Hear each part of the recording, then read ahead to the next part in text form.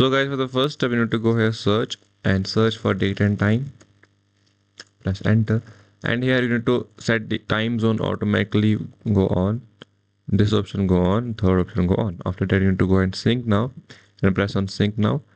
And after that synchronize is completed, you need to exit from here.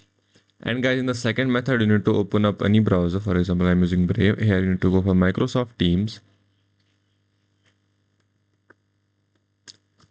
After that, you need to locate their URL and your website and then click on it. And here you will be loaded up this page. Here you need to go on this option in the side of URL, in the left side of URL, this option here. You need to go to cookies and site data, click on it. And here you need to go for manage on device side cookies and delete everything you see here. Now press done. And after that, you need to again go on the this option, and here you need to go for site settings. And here you need to go for reset permissions, click on it. And after that, if usage, here you need to delete all the usages in this option here. Now I go on the URL again, website again, and go and reload, and this might fix your problem. And thank you, have a nice day.